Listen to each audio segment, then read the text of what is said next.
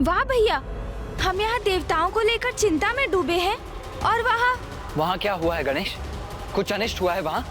वहाँ हमारे देवगण इंद्रदेव, सूर्यदेव, वायुदेव, वरुण देव, अग्निदेव और कुबेर देव आसुरी स्त्रियों के नृत्य के सम्मोहन में लीन है।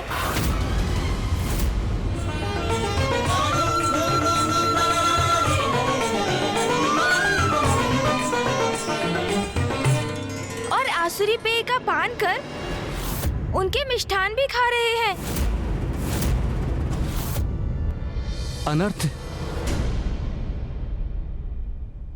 इस बार तो देवता दोषपूर्ण व्यवहार की सभी सीमाएं लांघ चुके हैं। हाँ भैया, और शुंभ के छल में फंस भी रहे हैं वो। किंतु गणेश, क्या है शुंभ की चाल? क्या तुम्हें उसका कोई अनुमान है? वही तो अभी तक ज्ञात नहीं कर सका हूँ भैया। चलिए भैया, मेरे साथ आइए। चलो? कहाँ चलो गणेश? भैया, शुंभ के राजभवन, उनके महोत्सव में। हाँ भैया, चलिए। ये तुम क्या कह रहे हो गणेश? अभी कुछ समय पूर्व तुमने ही तो कहा था कि देवताओं को अपने कर्मों का फल स्वयं भुगतना चाहिए, अपनी भूल से सीख लेनी चाहिए। और अब तुम स्वयं उनकी सहायता करना चाहते हो? उनकी सहायता करने की बात मैंने कहाँ की है भैया? उचित है। और भैया, मैं और आप भी तो देवता ही है ना। ये उत्सव देवताओं के सम्मान में ही तो है, इसलिए हमारा वहाँ होना सर्वथा उचित है। और फिर उत्सव के भोजन का आनंद अकेले कुबेर देवी क्यों उठाए? हम भी तो हैं।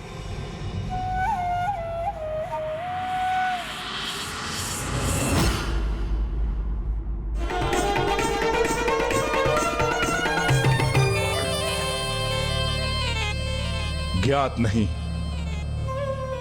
हम असुर वर्ग स्वर्ग के लिए युद्ध क्यों करते थे, जबकि क्या नहीं है हमारे पास? अतः धन है, मणियां है, स्वर्ण है, बहुमूल्य रत्न है, हीरे हैं, रजत, लोह, ताम्र आदि सभी खनिज हैं। पाताल का सागर अनेक औषधों से परिपूर्ण है। संसार की सर्वाधिक सुंदर स्त्रियां यही है। फिर हम असुर वर्ग स्वर्ग के लिए संघर्ष क्यों करें? यही विचार कर मैंने मित्रता का मार्ग अपनाया। इंद्रदेव, और मैं अत्यंत प्रसन्न हूं कि आपने विवेकपूर्ण निर्णय लेकर मेरे मित्रता के प्रस्ताव को स्वीकार भी किया। मित्र शुंभ, मैं आपसे पूर्णतः सहमत हूँ और इस बात से अत्यंत प्रसन्न भी हूँ कि अंततः हमारी इस मित्रता के नवीन अध्याय के साथ हमारे मध्य के परस्पर विरोध से भी हमें हमेशा के लिए छुटकारा प्राप्त होगा और हम सभी हमें प्राप्त समस्त निधियां और सुख सुविधाओं का आनंद ले पाएंगे।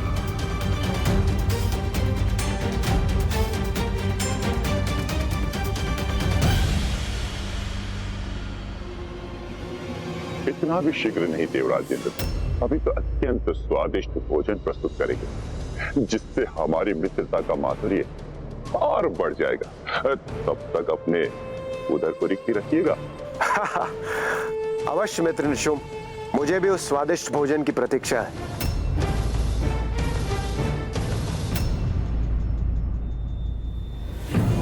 स्मरण है ना शुंभ, अब तुम्हें क्या और कैसे करना है?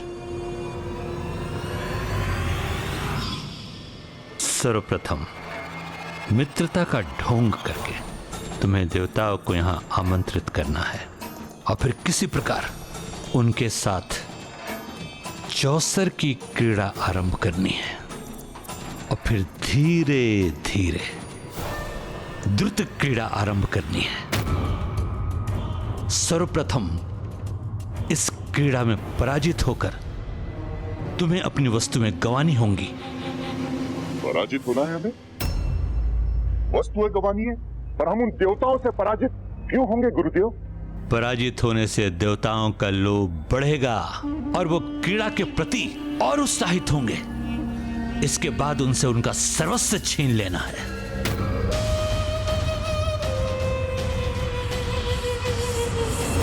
द्रुत क्रीड़ा अर्थात जुआ एक ऐसी क्रीड़ा है कि जिसमें जब मनुष्य फंसता है अपना सब कुछ गंवाने तक क्रीड़ा करता रहता है। वो तुम्हें भी इंद्र को इसी क्रीड़ा में फंसाकर देवताओं का सब कुछ जीत लेना है तुम्हें। किंतु गुरुदेव, हम स्वयं कैसे पराजित होंगे? चौसर की क्रीड़ा में तो सब कुछ पासों पर निर्भर होता है ना।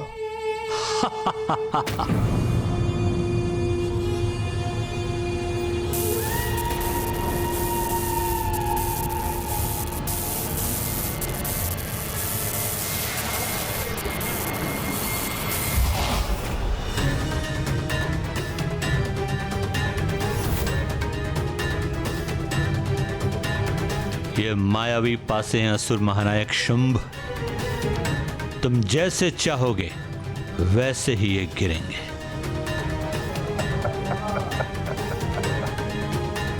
वो परिणाम देंगे जो तुम चाहोगे।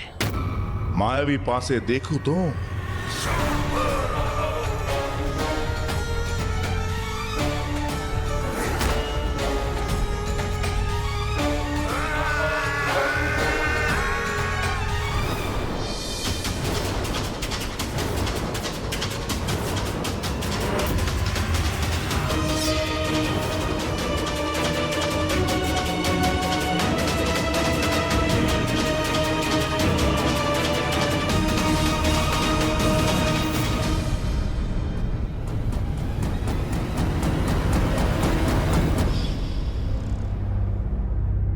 इन देवताओं को अपने जाल में फंसाकर सदा के लिए नष्ट कर दो इन्हें। अब इस काम में विलंब उचित नहीं। स्मरण रहे, आलस्यम अमृतम विषम।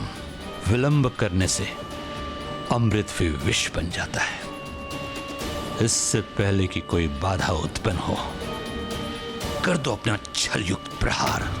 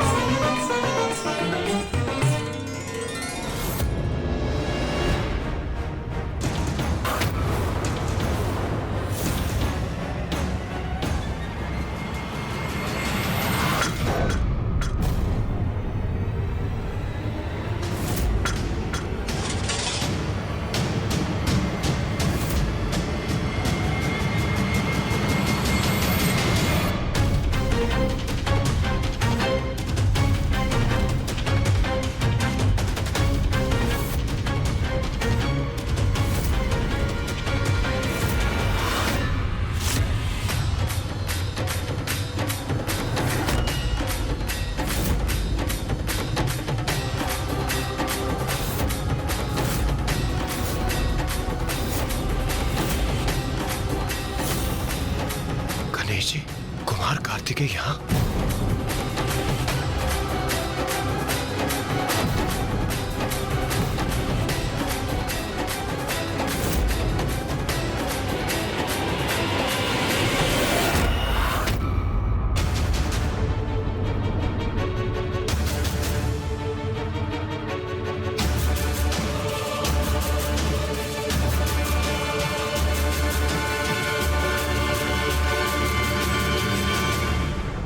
प्रथम पूज्य गणेश और देव सेनापति कार्तिकेय, ये दोनों भ्राता यहां क्यों हैं? कहीं ये हमारी योजना में बाधा तो नहीं उत्पन्न करेंगे? अरे वाह भैया, ये तो वास्तव में महोत्सव ही है। प्रथम पूज्य गणेश जी और देव सेनापति कुमार कार्तिकेय हमें यहाँ देखकर कहीं क्रोधित तो नहीं?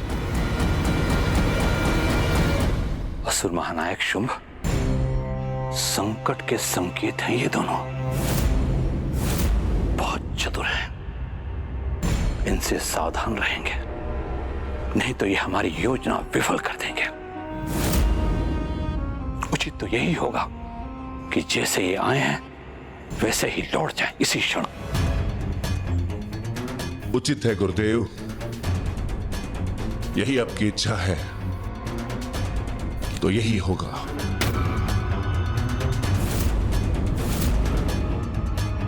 हमारे द्वारपाल सुप्तावस्था में है क्या? बिना हमारे अनुमति के ये दोनों भीतर कैसे आ गए?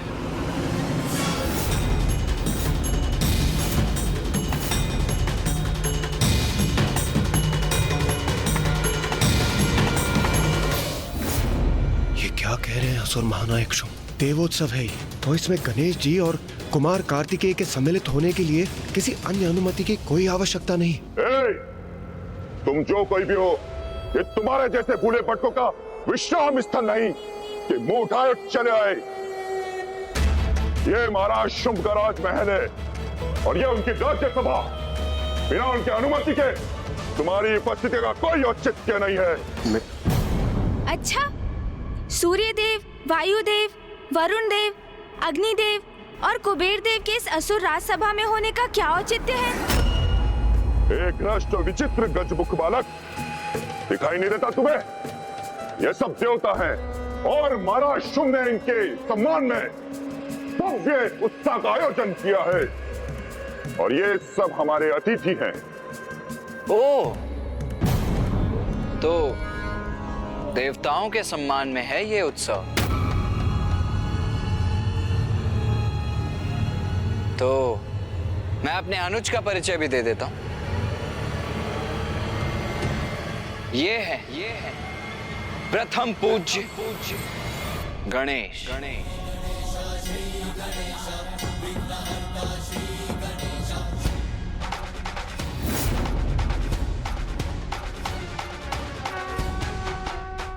और ये है मेरे अग्रज देव सेनापति वीर कुमार कार्तिकेय।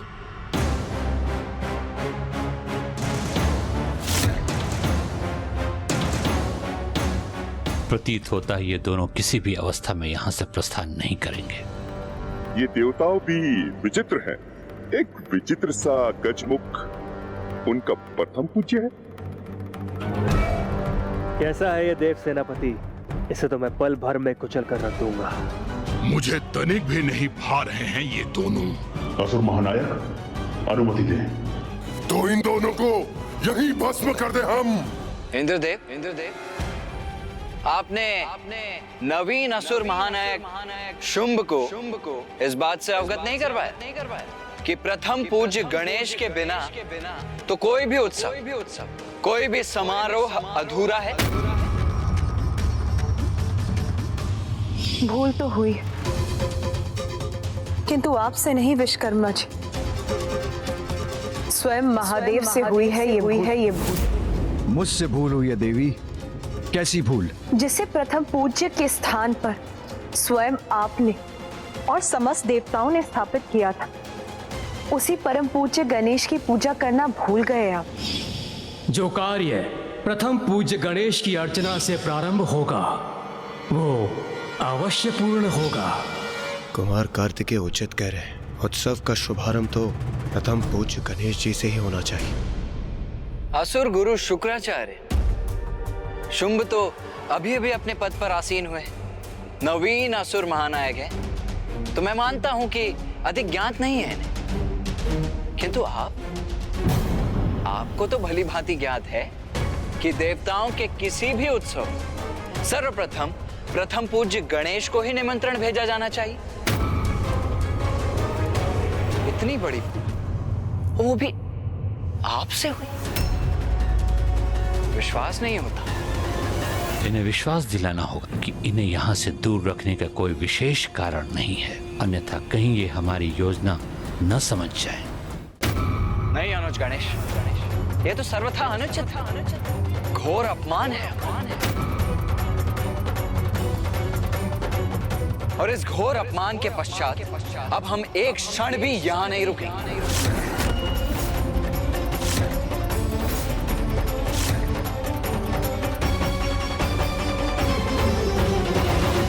वाह, जो हम चाहते थे वो स्वतः ही हो गया।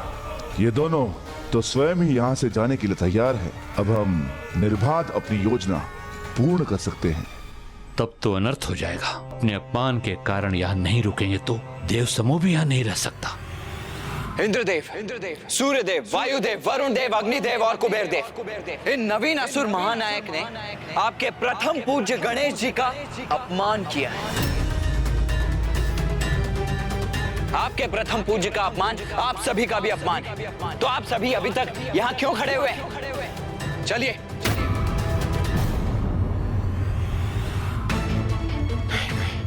ये क्या हो गया? अभी तो उत्सव का आरंभ ही हुआ है और मुझे तो उचित प्रकार से स्वर्णलता से भेंट करने का अवसर भी प्राप्त नहीं हुआ। मैं अभी यहाँ से जाने का इच्छुक नहीं हूँ। चलो अनुज। जी भैया चलिए। निरर्थक हो जाएंगे हमारे सभी प्रयत्न, व्यर्थ हो जाएगी हमारी योजना। नहीं, हम गणेश जी और कुमार कार्तिकेय के साथ इन देवताओं को यहाँ से कदापि नहीं जाने दे सकते। मित्र शुंभ, सम्मान सहित अनुरोध कर कुमार कार्तिकेय और गणेश जी को रोक लीजिए। जाने मत दीजिए उन्हें। देवराज इंद्र, इनको जाना है तो जाने दीजिए। मैंने तो इन्हें निमंत्रण भी नहीं भेजा था, तो क्यों चले आए? देवोत्सव में प्रथम पूज्य गणेश जी को ही निमंत्रण न जाए, ये तो वास्तव में उनका ही नहीं, हम सभी देवताओं का अपमान है, जैसे हम अनदेखा कदापि नहीं कर सकते। इसका तो एक ही उपाय है, मित्र शुंभ अपने इस दोष के लिए क्षमा मांग ले। आप सभी देवता अभी भी यहीं खड़े? अर्थ क्या है इसका?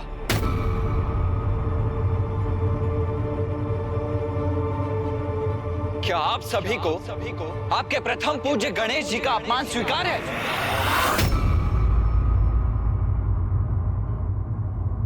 आप सभी अभी भी निरुत्तर हैं।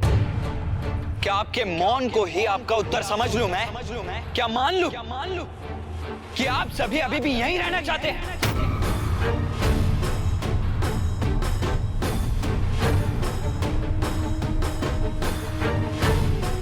उचित है फिर। चलो गणेश।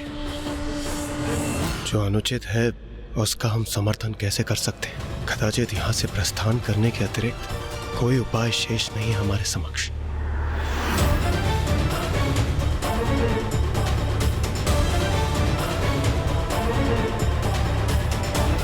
अरे, ये तो सभी देवता प्रस्थान कर रहे यहाँ से। ये क्या कर रहे हो शुंभ? अगर ये लौट गए वापस तो इनके साथ सभी देवताओं को भी लौटना पड़ेगा। रोको उन्हें। देवताओं के साथ हमारी योजना को सफल करने के लिए इन्हें रोकना अत्यंत आवश्यक है। शीघ्र कुछ करो। रुकिए।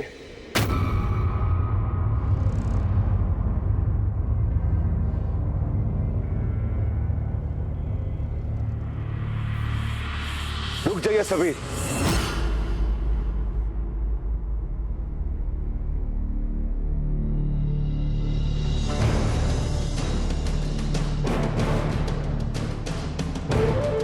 मुझे क्षमा कर दीजिए गणेश जी। मुझसे बहुत बड़ी भूल हो गई। मेरे मंत्रियों ने आप दोनों के विषय में मुझे अवगत नहीं कराया था।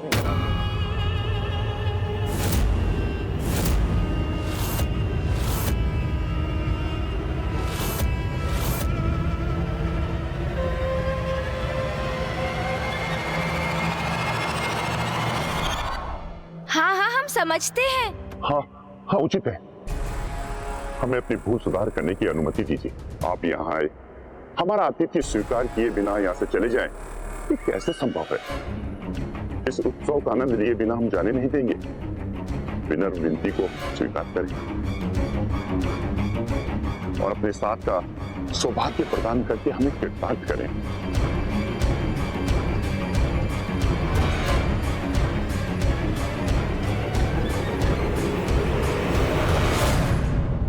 मेरे अग्रज देव सेनापति कुमार कार्तिकेय और मैं प्रथम पूज्य गणेश आपका ये निमंत्रण स्वीकार करते हैं।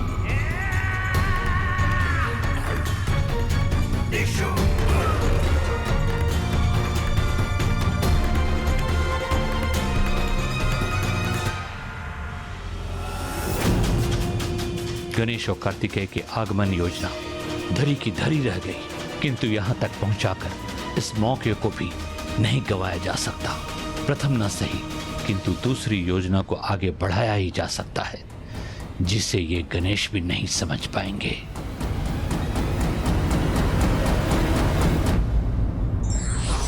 शत्रु चाहे कितनी भी चतुराई करे, बुद्धिमान व योग्य व्यक्ति वही होता है जो युक्ति से उसकी चतुराई विफल कर दे।